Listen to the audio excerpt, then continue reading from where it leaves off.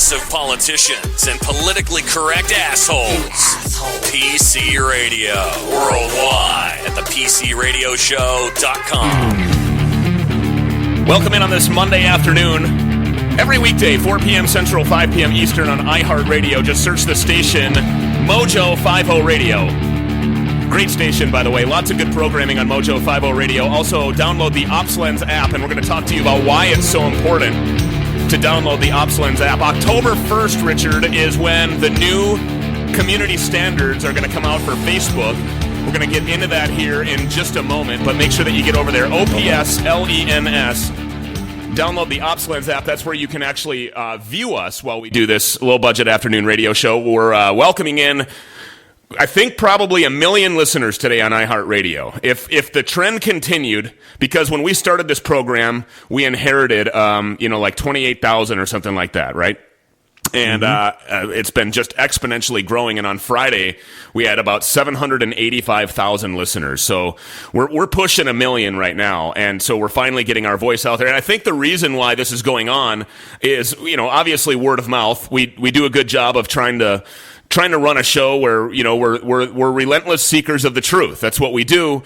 And we will never apologize for seeking out truth and for being hard on guests.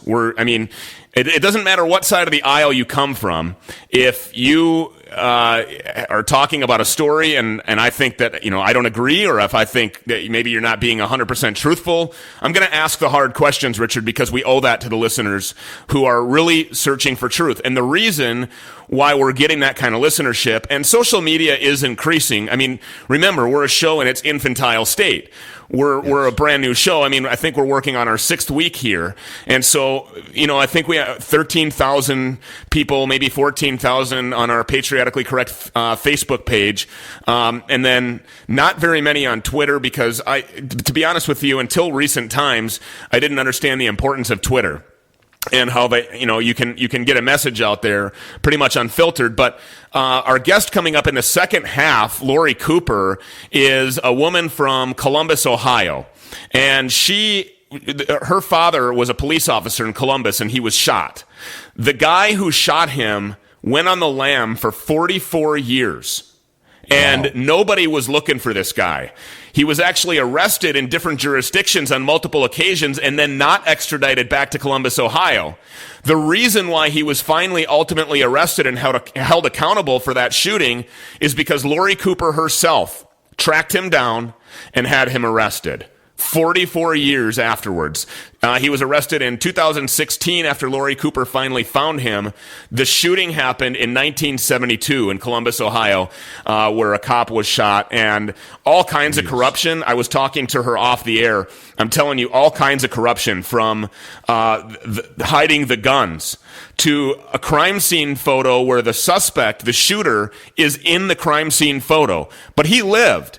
So at what point are police officers taking crime scene photos where there's still living people laying on the ground bleeding? This is all very interesting, and that's just the tip of the iceberg. We're going to get into something that's really astounding with Lori Cooper. You're going to want to hear that in the second half of today's Patriotically Correct radio show. Richard, did you have a good weekend? Yes, I did. Excuse me, but I'm a little taken back. 44 years, somebody kills a cop and is on the run for 44 Didn't kill him. years. Didn't kill him. Just shot him. He didn't. The cop didn't die. Lori's dad didn't die there at the scene, but he shot a cop and went on the lam for 44 years. By the way, he was OR'd, which for those of you who don't understand court lingo, that means this guy was released on his own recognizance from jail without the requirement of bail. What cop shooter gets OR'd? Very interesting situation. Anyway, back to the weekend. Did you have a good one? Yes, we did have a good weekend. I would like also to take a second today and say happy birthday to my lovely wife. She is 1 year younger today. So happy birthday, babe. Happy birthday, Mrs. Leonard. Yes. Other than that, we just, I don't know, yesterday we did a little bit of Sunday fun day. And to be honest with you, I'm surprised I'm here without a headache yet this afternoon. Oh, yeah? You were partaking in some wetting of the whistle, were you? Yes, we sure were. It was a great time. We did a little bit of that too. We took the kids. So somebody that my wife works with at the hospital has a daughter who had a birthday. And so we went to the water park. Here's a picture of all the kids at the water park, and it really good time. What I love about these water parks is that they're age appropriate for. So Nolan is 8, and then Savannah, she's turning 10. Eli, he'll be 6 in November, and then that Reagan just turned 2. But even for teens, there's just a lot of good stuff. I had a good time there. They have a bar there, and that was a good time. So then, of course, we went out to celebrate supper. We partied like some true rock stars here. And, we did the Italian eatery style, and Savannah got embarrassed here. It was a really good time. There's me over there with my... What do you call that? What do you call that Italian drink that you have at the end? It's kind of limoncello. Yes, the limoncello. There I am with my limoncello dessert, having a good time. Want to get into something, and we've been talking kind of about the end of the world, or at least the end of our country, and it's pretty depressing. I mean, we have news on this show that we talk about every day, whether it be politically or as law enforcement related, or the failure of cowardly command staffs like the one that we have here in Minneapolis.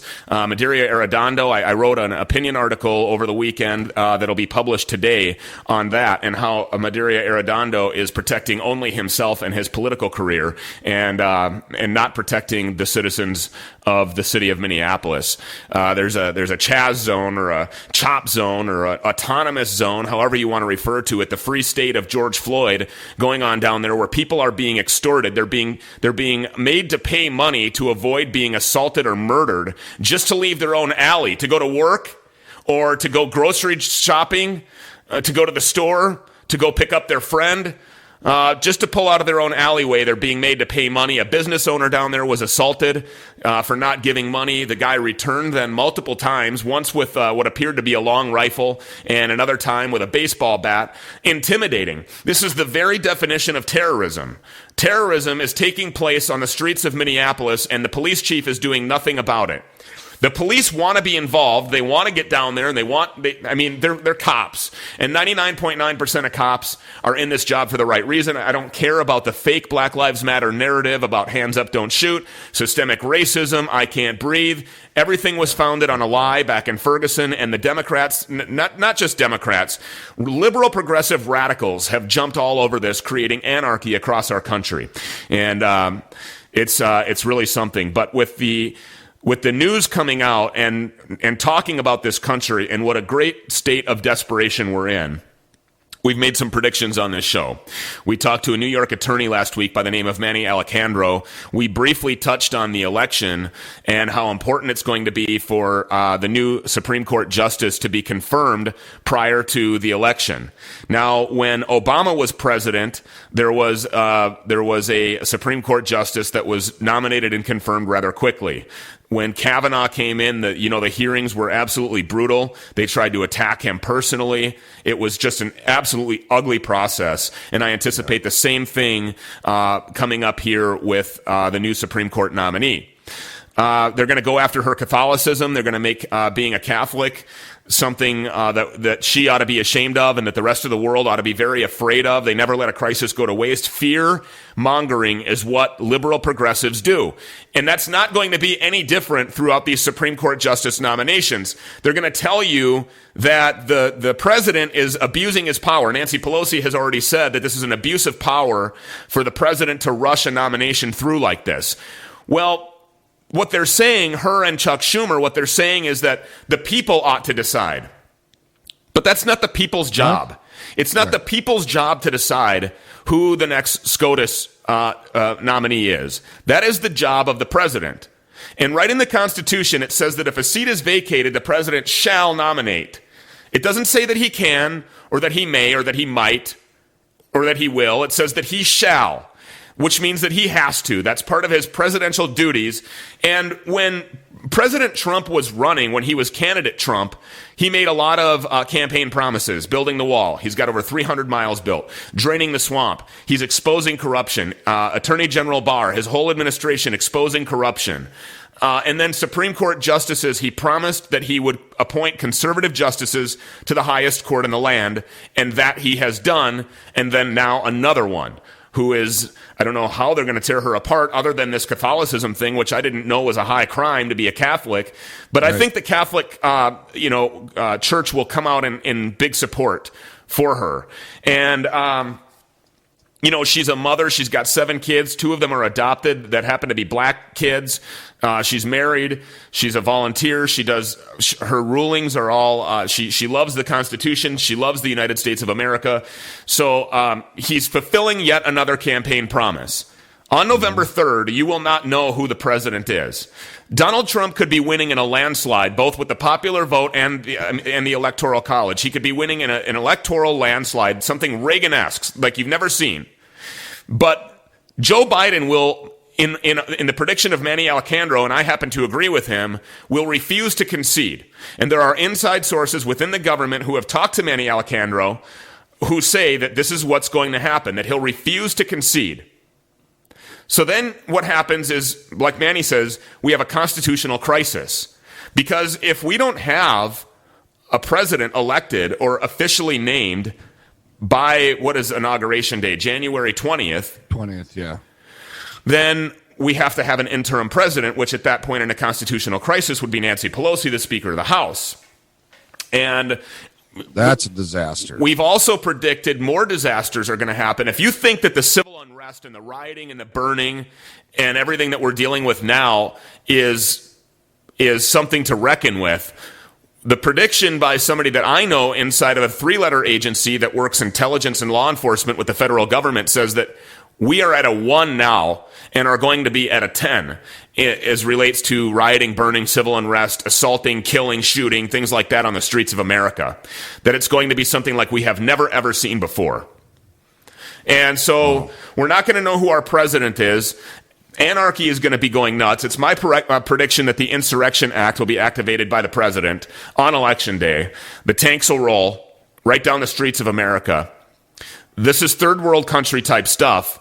And it's, Richard, we're right at the brink. We're at this apex, and I've been saying that, the apex of something so horrific. And whether it's civil war, or which is basically what this is going to be, but in the midst of all of it, we're not going to have a duly elected president.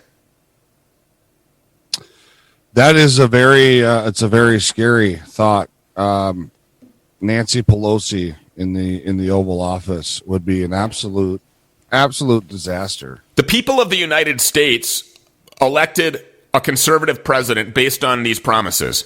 The people of the United States elected a majority Republican Senate. The Senate confirms these Supreme Court nominees. It's their job. So the American people, to answer Chuck Schumer and Alexandria Ocasio-Cortez and Nancy Pelosi, to answer that philosophical, whacked out, weird viewpoint that the people are supposed to decide who the next SCOTUS is, we did. We did that by trusting a majority Republican Senate who confirms the nominee that the President of the United States, who was duly elected by the American people and the Electoral College, chose to put in there, who shall make this appointment. And so I'm really glad to hear that Judge Coney Barrett was nominated on Saturday. I think she's perfect. I think that it's exactly what the country needs. And now the liberal progressives are talking about packing the court and expanding it from a 9-member court to a 16-member court, and packing it and throwing it. And just like we see with the elections, they tried to cheat him out of his presidency with this fake impeachment BS story that they ran, the Mueller investigation. Now we're finding out that the Mueller people, 24 of them, wiped their phones completely clean. The swamp of corruption is just absolutely out of control, and it's being put right before your face. Where's Hunter Biden? Hunter Biden it's just been exposed that it wasn't just 3.5 million, but that now it's much, much more money than that. He was aboard Air Force Two, his father's plane. Actually, check that. The people's plane, Air Force Two, while his father was the vice president of our country and flew over to China and got money from China. He went to Moscow and received $3.5 million from the husband of the mayor of Moscow. This is a big deal. The story is not all over the media. Can you imagine if Hunter's last name were Trump? This would be the biggest story that you have ever heard in your life. But they would shut down the country. They would absolutely shut down the country. But the thing is that the mainstream media is so obviously in the tank for these radical progressives that the media has become a propaganda machine and is completely corrupt. Completely 100,000% corrupt. The proof is in the pudding. It's right before your face every single day. And I don't know how anybody can vote for this guy. I just don't understand what the end game is, that they have this idea that the American people are so stupid, idiotic, that nobody's ever going to catch up to this. And then what? When they do get caught, who's going to actually do something about it? Maybe it's them calling the country's bluff. Nanny Nana Boo Boo, we're doing all this corrupt shit, and nobody's ever going to do anything about it. So the end that game, begs the question, who is responsible for doing something about it? Socialism, communism, fascism. That is the end game. They hate America.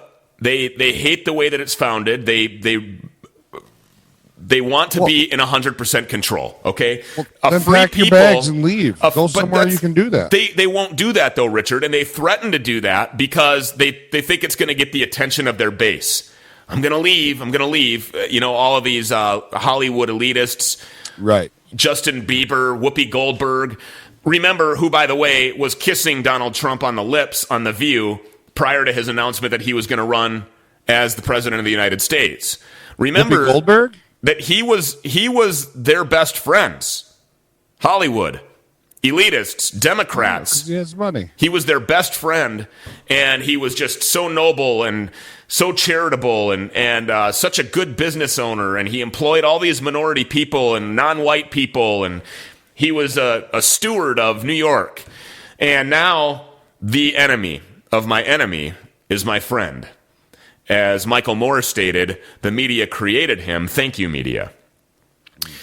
Right here in Minneapolis, we have corruption is being exposed now by Project Veritas. Over the weekend, a drop that was highly anticipated came from Project Veritas Twitter. That's at Project_Veritas. And here is what's going on with Ilhan Omar. Oh, nope, that's not what's going on with Ilhan Omar. I hope not. That's us party. Yeah, I wasn't there with her. We weren't doing limoncello shots together. This is what's going on with Ilhan Omar. Here in downtown Minneapolis at the scene of the crime, the person you're about to meet, Liban Mohammed, aka King Liban 1, boasts about the hundreds of absentee ballots in his car. Numbers don't lie. Wajida gaarigaygu waa buuxaa. Waxaas waa absent ballot salka yaala. Soo ma jeedid? Fiiri. Waxaas oo dhan soo ma jeedid? Waa buuxaa gaarigayga. Waa buuxa yaala. Waxaas kullu waa Jamaal Cusmaan way. Fiiri. 300 clear maanta soo dhacday oo Jamaal Cusmaan. Yeah. There was video. You can see the video. There was a video out and about that he has the ballots in his car. Right. And talking about the only way you can win is with money. I was looking at them and they were not filled. They were blank. Who is the one filling out the absentee ballots? People who work with, like Ilhan Omar. Where do they pay the money? The minute we sign the thing, the election, that's what you get paid. Money is everything. Money is the key in this world. If you ain't got money, you should not be here, period. Marka odayaasha waa loo codsadaa. Waana laga qaadaa. At the end of this street, Yes. there's 3 towers called one tower. Okay. And it's all seniors, and they took every ballot. Every ballot. They just take Every them from single them. ballot. They knock on the door and say, your ballots come, give it to me. They don't even pay them for it. They just take them. No. And the ones that didn't vote on ballots, the young people and the women and stuff, they were paying cash. They were carrying bags of money the last time we here to drive people. So there's a vested interest, but we are victims of the system. They don't give a shit about any Somali. 2 in the morning, still hustling. Who is the one filling out the absentee ballots? People who work with, like Ilhan Omar and other candidates who work for them. They came to us to our apartments. They tell us that this year you're going to vote for it. You don't go nowhere, you stay home, we will tell you fill out for your absentee ballot. When it comes, we'll come and get it. You just don't go nowhere, you stay here. Say fill it for us. Wow. Bone-chilling, unbelievable, earth-shattering news and investigative report there by Project Veritas exposing the corruption with ballot harvesting and cash for ballots.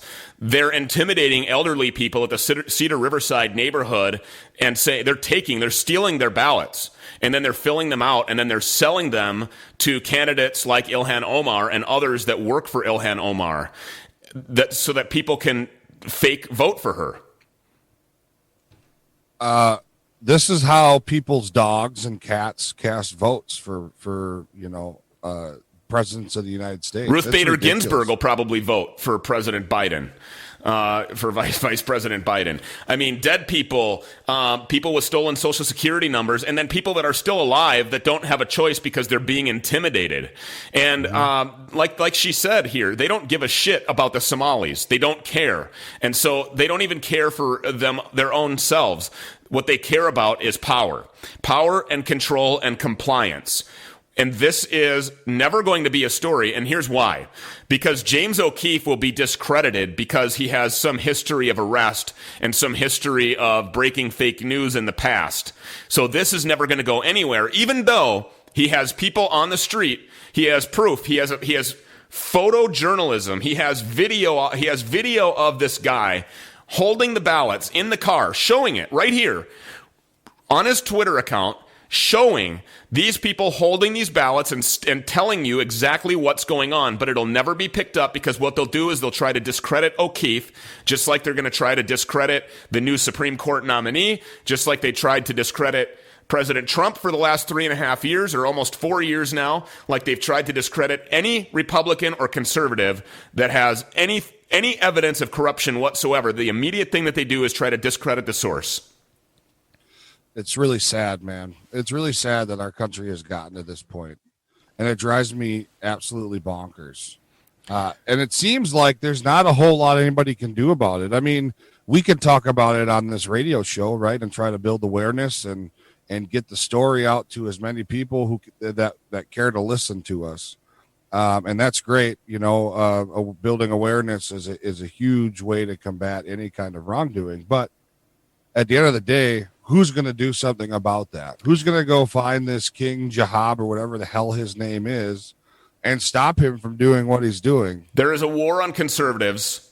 There is a war on freedom. There is a war on our country. There is a war on cops. Legitimized by a message that I got from one of our listeners over the weekend. Check this out. You're playing Roblox, which is a kid's game, which is obstacle courses that you have to go through, right? And this is a new one that came up? Okay. So explain what you have to do. And you have to jump on the dead cops. You have to jump on dead cops to get through the obstacle course. And here she is playing the game, showing the dead cops laying there. All right. Okay. I just wanted you to show this part real quick. Stop playing it. You're not allowed to play that one, okay? This is the state of our country. Cops are being villainized. They're celebrating the death of police officers. They're shooting at cops in broad daylight. Cops are not allowed to patrol the streets of specific areas because of political agendas. It's just ballots are being harvested. Cash for ballots. Corruption with Hunter Biden. These should be the big stories, but they're not, because the media is complicit in the war. We will not have a president on November 3rd. The violence, the destruction, the chaos that you're going to see on the streets of America, and the cancel culture is going to come after people just like you and I, Richard, for trying to expose any of this. On October 1st, Facebook will release its new community standards. It's my prediction that those standards will mean that anything that is pro-Trump or anything that is anti-Biden will get you immediately banned from Facebook, and this will continue throughout the rest of our future. So we have 3 days left on Facebook. Twitter will be right behind them. Instagram will be right behind them. Google is already on board. It's where we are in America today. Coming up in the second half, we're going to have Lori Cooper. She single-handedly tracked down the man who shot her father, who was a police officer in Columbus, Ohio. And there's all kinds of corruption underlying there as well. PC Radio, more Patriotically Correct Radio right after this. Don't go anywhere. My name is Stu. That guy is Richard. Hang out with us.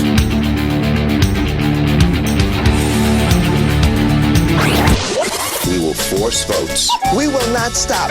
Any Republican senator is part of the cover-up. What the f***? Impeachment. Impeachment. This is madness. The PC Radio Show with Stu and Rich. Back in a minute. Hey, it's Stu Peters and Richard Leonard for Adjust Today Chiropractic. Now, I want you to take a look at this. This is the website for Adjust Today Chiropractic, which obviously is at adjusttodaychiropractic.com. Dr. Dustin Dukart says you're in good hands. He believes everyone has a chance to experience the benefits of chiropractic care. He'd love to find out how to skillfully take care of you and your spine, and that can be done even on Saturdays. He makes himself available on Saturdays. And Richard, you know how important it is to be properly aligned. Absolutely. I mean, it's no secret that proper alignment is good for you, not only in just an everyday health aspect, but also, I mean, it can help things that you don't even know that it helps. Now, Dr. Dustin Dukart does specialize in like athletic pain and things like that, but also, I mean, chiropractic care can help with allergies, migraines, all kinds of stuff. Visit him today, adjusttodaychiropractic.com, adjusttodaychiropractic.com. That's adjusttodaychiropractic.com. Hey, it's Stu Peters with the Patriotically Correct Radio Show, here to talk to you more about Johnson Jewelers. I talk about them a lot. I talk about them because they're paying us to, but also because we have personal experience, or at least I do, with Johnson Jewelers. And if you have not had personal experience with Johnson Jewelers, it's because maybe that you were unaware, but now you are aware. And whether you're located near or around Woodbury, Minnesota is irrelevant, because Johnson Jewelers can provide service to you no matter where you are, globally, internationally, as well as around the world at johnsonjewelers.com. Maybe you have that old pendant or crest or stone that you want turned into a custom piece of jewelry. Maybe you have some jewelry that needs to be restored, or maybe you want something completely new made for you. You have something in mind? Just a quick visit to the website, a couple of phone calls, an email exchanged here and there, and you have the personal custom piece of jewelry meant for you. Visit them online right now, johnsonjewelers.com, johnsonjewelers.com. That's johnsonjewelers.com. Twitter blew up. More offensive than a presidential tweet. Russia, China, Japan, Mexico, all countries will respect us far more than they do under past administrations. PC Radio with Stu and Rich. Mojo 50 Radio. Welcome back to our almost million listeners on iHeartRadio. We just love having you here every afternoon, 4 p.m. Central, 5 p.m. Eastern. Mojo 50 Radio, that is the station that you want to search if you're listening to us on the air. Also, the podcast available on iHeartRadio. If you miss, if you're one of those unfortunate people that is addicted to the program, but you just can't break away at that 5 p.m. Eastern hour to listen to us, fear no more. Fear no longer, Richard. Just go to iHeartRadio and search the Patriotically Correct Radio Show. Also, download the OpsLens app. We were talking about Facebook going away here in just a few days, October 1st. If you speak anything pro-Trump or anti-Biden, you will be banned. I'm guessing that that's going to be what the new community standards are. And we're already seeing changes in Facebook. For example, if one of our shows, you really got to send a segment of it to one of your friends and go, oh my God, listen to this. You're wrong, man. Listen to Stu and Rich. They were right. And you go to try to send it to all your friends. You can't. You can only send it to 5 people. Facebook very quietly did that inside of Messenger a couple of weeks ago. Don't take my word for it. Test it out yourself. You can only share things. So they're saying, look, we're not going to silence you. You can say whatever you want to say, but we're only going to allow you to say it to 5 people. So the communism, the fascism, the socialism is here. We didn't vote for it, but it is here. It's taking over. 1A is going away. They're attacking your Second Amendment right. They want to disarm you. They want to create chaos. They want to burn the streets. They're not going to give you the president that you elect. They're going to delay the Supreme Court justice nomination that you voted a president who shall make the nomination. They're going to deny you the right to have that Supreme Court justice, even though you put a majority Republican Senate in there, because you know that the president shall nominate and the Senate shall confirm said nominee, and they're going to deny you of all of that. Your vote means nothing anymore, and just in case a vote does matter, right here on the streets of Minneapolis, we have Ilhan Omar exchanging cash for ballots, stealing ballots, and corruption all over the place that the mainstream media will not touch.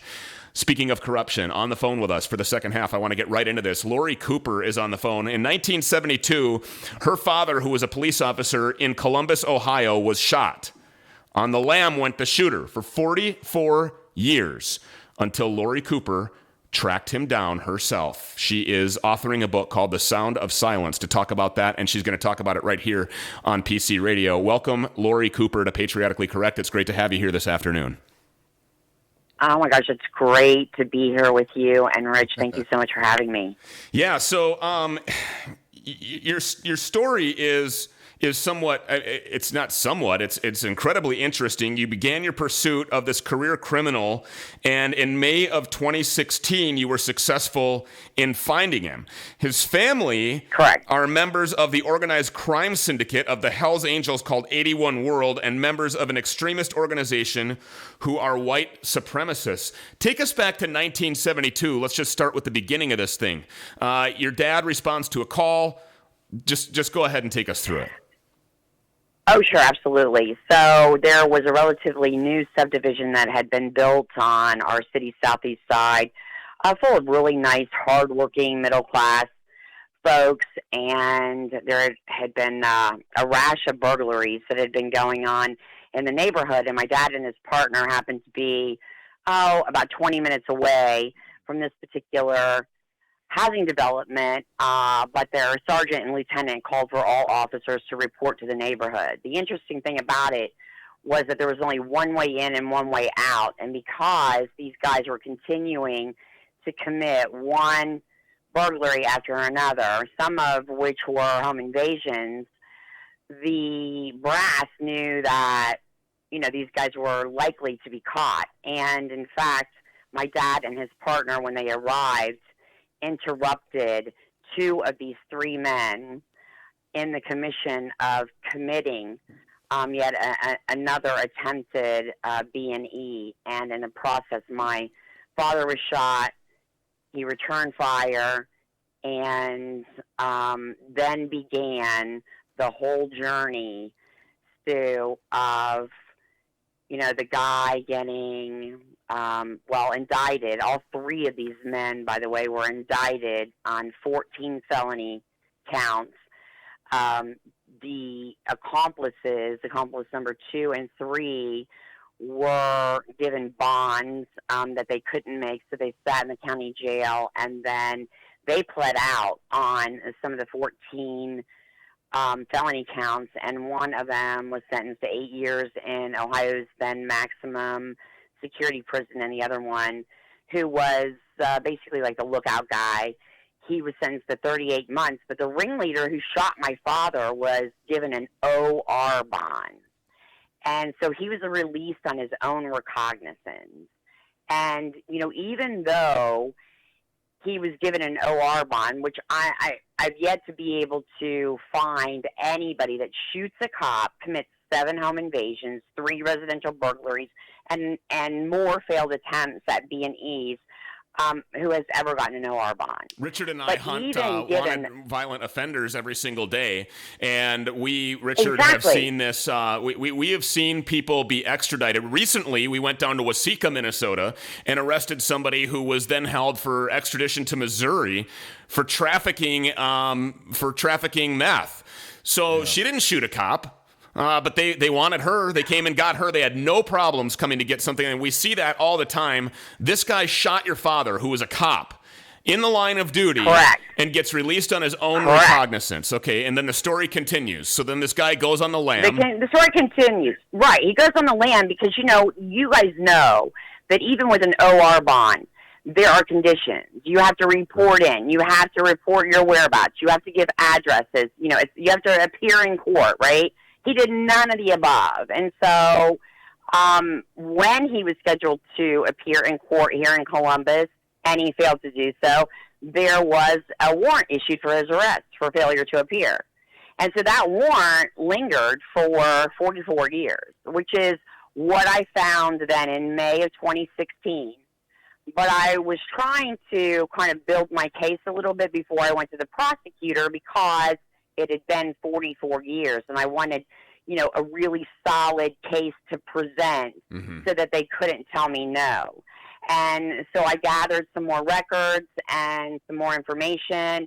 I found him, and of course his, racist, hate-mongering, Charles Manson-related family. And I took my case to the prosecutor, and he agreed to try to adjudicate it. They're actually related to Charles Manson. They're actually like blood relation to this guy, Charles Manson, this family. Correct. And they wear him all over their bodies in tattoos. I mean, like they have sleeves of, Manson, They have, tats of, the 1 and then the percent symbol behind to represent, their white supremacist, attachment. They have 81 World tattooed all over them, the Hells Angels.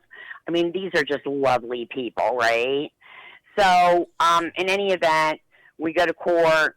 A judge says, well, you know what? This guy was, basically apprehended by 2 different states in the 1970s after he shot your father. Once in Kentucky 2 years later, and Ohio went and got a governor's extradition warrant to go pick him up, and then that got squashed. And then again, in 1978, he gets apprehended in Connecticut, and Connecticut says, okay, Ohio, you have to wait because he's committed more residential burglaries here, and he's victimized, our citizens, and we're going to prosecute him, and when we're done with him, and he served his time, you can come and collect him then. Well, by the time that he did his 2.5 years in Connecticut, Ohio dropped the ball, didn't give 2 hoots about pursuing him, and just let him go.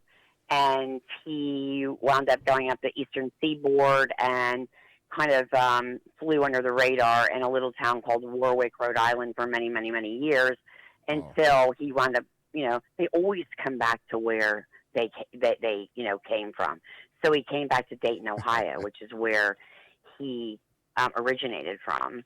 And that's where I found him, Stu. So here's the interesting thing. Stu and I have talked many times at length in the journeys of our going about our journey of apprehending wanted people. And what we found is, and you're right, Lori, people always come back to mama.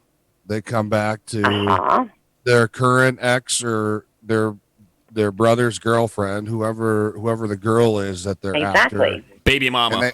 And they always come home. Yeah, exactly. And they do. So it's they very do, and that's how I found him. You found him there, back at the scene of the original crime, or at least in the vicinity of Correct. What led you to him? What was the thing that, Stu, maybe we should be hiring Lori to help us out. I was going to ask her at the end of the segment if she wants a job. We're interested. Listen, I'm really not at all bad at this, you guys. Clearly. So what led thanks. So what led me to this was, certain little subtle hints that my dad had dropped that made me know when I was 9 years old and he was 29 and he was shot in the line of duty that something just wasn't right about that night, okay? Not because he didn't do his job the right way. We got at least a dozen cards and thank you letters from the residents of this neighborhood, 2 of whom I keep in touch with, you guys. I am friends with and talk with regularly, one of whom I just spoke with for 2 hours yesterday. These were people that, again, were, beautiful people. So, in any event, I just knew there was something that wasn't right based on some subtleties that were dropped And so I began, looking into records. And when I contacted the Columbus Division of Police, they sent me 3 records. 3 records. And they said, well, 3 records. They said all the rest of them, based on records retention schedules. Now, how bureaucratic is that? This is all we have. The rest have been destroyed. And I said, wait a minute. This case was never solved, resolved, never adjudicated. What do you mean destroyed? But the interesting part about those 3 records is that one of them was the warrant. It was the capias for the suspect's failure to appear. And so I thought, bingo. At least, if I were only going to get 3 records, I at least got the arrest warrant, right? So I made some phone calls to determine whether or not that warrant was still active and good. And I found out that it had not been nullied by any assistant prosecutor or by the prosecutor's office. And so then we were able to go forward. But again, a judge decided that, because Ohio had failed in 2 attempts to apprehend this man, that his constitutional right to a speedy trial had been violated. And so, therefore, we lost the case. On the phone with us right now, Lori Cooper. She is authoring a book, The Sound of Silence. It's all about this case. 1972, this guy, what's his name again? What's the suspect's name? Charles Hayes. Charles Edward Hayes, and that's Hays. We're going to talk about the importance of that is because a couple of times when he was arrested, he had put a vowel in. So this is like before APHIS and before this fingerprinting, where immediately somebody is recognized and all the systems are computerized, and it was Hays is what he gave authorities. And she's talking to us about this. And when we were talking off the air, when we first found each other, and I said, "My God, I got to have you on the program to talk about this," we started talking about some corruption, and you have some corruption that you exposed with some high-ranking people at the Bureau of Columbus Police. Is that correct? Yes. Where do you want me to start with that? Well, so after we lost the case, I know where to start, Stu. After we lost the case in court, the prosecutor recommended to me, because we had not acquired all records, we had not acquired any crime scene photos, that I go to the chief of police and ask her at the time, we have a new chief now, and the FBI has been here and dismantled our whole vice unit. We've had all kinds of corruption going on here. But or suggested rather that I ask the chief of police if she would be willing to have someone assigned to me to work with me to help me perhaps find some of those missing records and crime scene photos and whatnot. So I was assigned to a high-ranking commander, and he wound up, not being forthright, honest. He altered a critical crime scene photo and was able to somehow or another before he blocked my ability to forward any of my emails that he sent to me, he had the ability to receive a copy of every email that he'd ever sent to me that I forwarded to anybody.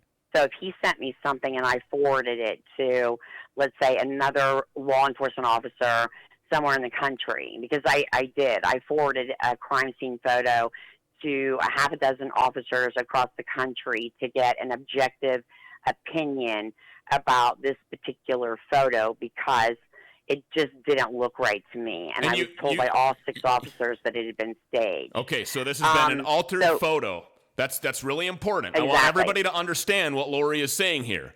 A high-ranking Columbus, Ohio police administrator altered a crime scene photograph. What do you suppose his motive was? I can't figure some of these things out, Stu, Rich. I mean, there are several $64,000 questions and still some underlying mysteries. That is one of them. 2, I have acquired more records and have been told that I have everything now except the most convenient record that is missing, you guys, the ballistics reports. So I have nothing to show as to, who shot whom with whose gun. What about the guns? We don't have. Nobody has been able to find the gun. Okay. Okay, so hold on a second here. Nobody can find the gun of Hayes, and nobody can find your father's gun? No, nor can they find the 25 that was on the person of accomplice number 2. So we're talking about 3 guns that ostensibly were bagged and placed in the property room for a trial, which did not take place. And if somebody, like a high-ranking, Columbus police official or somebody in the prosecutor's office decided to get rid of the evidence, there's a record that's supposed to be created where guns are concerned when they go to the oven and they get burned. And we don't have that record that shows that they went to the oven. We don't have any record that says where they went anywhere, okay? It's just like they disappeared into thin air. So that is yet another mystery. And then, also I wound up with some documents that had original signatures on them of our then elected prosecutor in 1972, who later became a federal judge. Because the high-ranking commander, for all practical purposes, I do not trust and am a little fearful of, though I don't like to make that admission at all. I put stuff out on social media to protect myself. And when I ran across some documents with original signatures of our then prosecuting attorney, who later became a federally appointed judge, another current presiding, sitting common pleas court judge who, tries cases of murderers and multiple, felons, I mean, the worst of the worst, came over to my house under the guise of wanting to help me, fill in some of these holes, was here for 3 hours and 10 minutes. And I recognized that he was really only here to ascertain what I had against his fellow judge. I want to stop you right there. Just hold on one second. Okay. I want everybody to understand the magnitude of this, okay? And this is the first time I believe that you're publicly talking about this particular visit. But the magnitude of this, and I understand your apprehension of not previously releasing this information or talking about it in any of the other interviews that you've done, and I appreciate you wanting to get real candid here. And truth be told, we probably won't have to worry about you. You'll have a lot more to worry about upcoming than retaliation from this judge. And we're not going to ask you to name this judge's name, but a district court judge currently presiding over capital murder cases and other multiple felony crimes against persons, serious offenders, showed up at your house and spent over 3 hours at your home, convincing you that he was there to help you. And then, hold on a second, I'm going to get there. Okay. He rifles through your stuff. He wants to know all of the things that you have because he's telling you that he's going to help you, right? And then, before he leaves, he does what? Well, he asked for my Wi-Fi sign-on and password under the pretense that he, was looking at records, and that kind of thing, all right? And like an idiot, I gave it to him. Mm-hmm. But what he said also, and I'll get back to that in a second, but what he also said was, you are never to utter my name. I was never here. You are never to tell anybody about any of this. And after he left, I was so numb that I thought to myself, or else what? Are you going to kill me? Right. I mean, or else what? When somebody says something like that, what is the logical question to ask afterwards? Or else what, right? And so, 36 hours goes by, and I'm still walking around like in a daze thinking, what the hell just happened here, okay? And so I go to my significant other, and I say, you know what? I gave him the sign-on, okay? I gave him our password. And he says, oh, my God. So he looks and he sees because he has everything labeled. He looks and he sees there's this suspicious device on our Wi-Fi that's just labeled electronic device. We have everything specifically labeled. I mean, specific, okay? Lori's, Android, Lori's laptop, Lori's desktop, right. etc. Okay, and so he says, "Oh my God, there's something on our Wi-Fi. He's planted something." So I said, "Change our name and password." And when he did, Rich, Stu, everything blew up. My phone blew up. Rob's phone blew up. Our TVs, our cable blew up. Our internet blew up. Our landline blew up. Everything blew up. I had to go next door to our neighbor's house to use the phone to call AT&T to ask them to please send a technician out because we had no services. And the tech came to my door afterwards and also said that there was some suspicious device on the top of the pole that did not belong to them. He didn't say what. On top of the pole outside? I'm sorry. Yes. Yes. And so the long and short of it is that there was something that did not belong to them either that was on the pole. So long story short, I don't know what happened there, you guys, but something did. Anybody should be able to go in and change their Wi-Fi name and password without everything blowing up. Wow. So not only did they get threatened,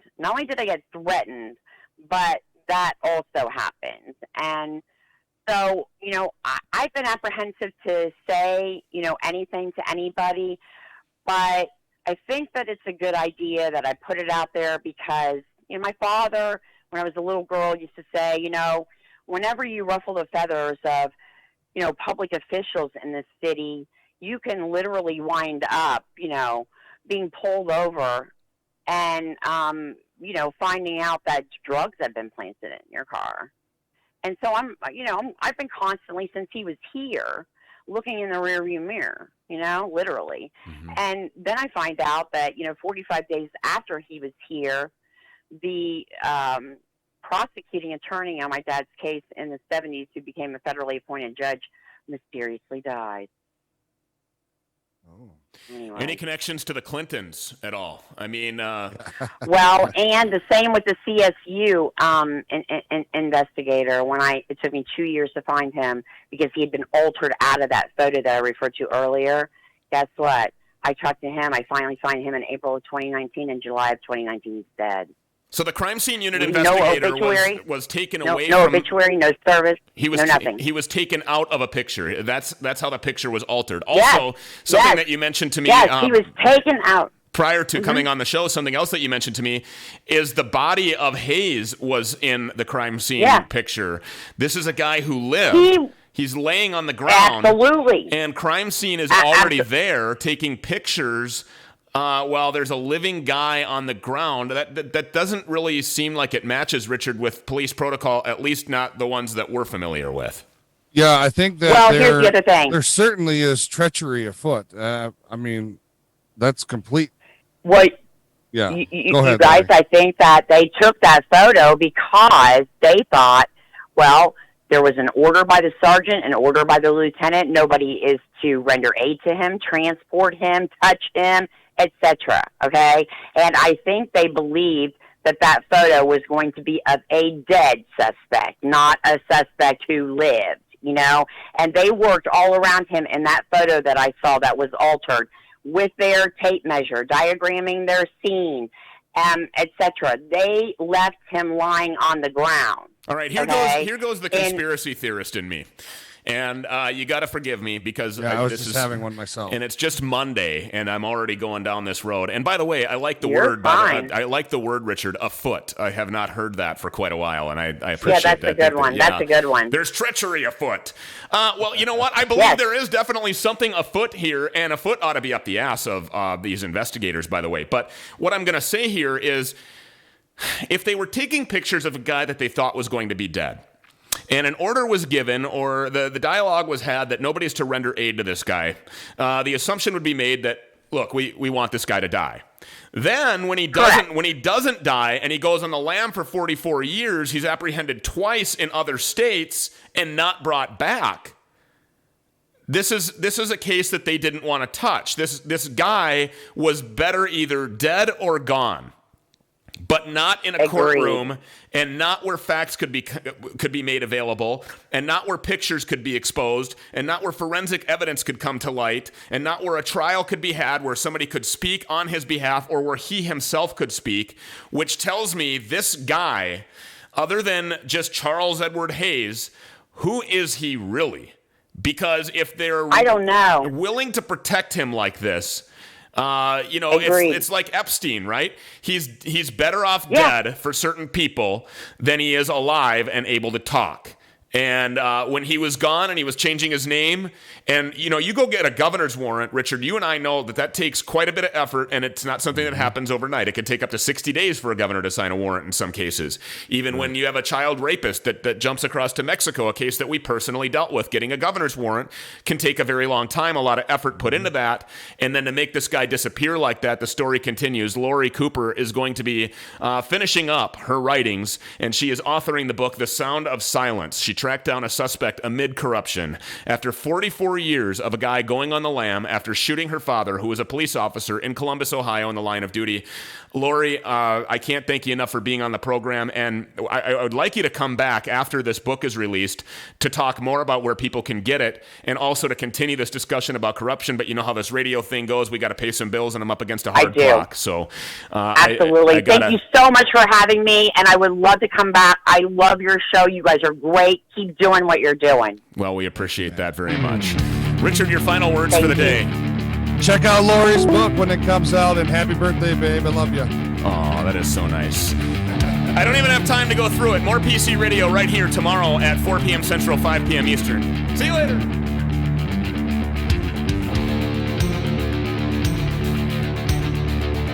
Get to know them. Grow to love them.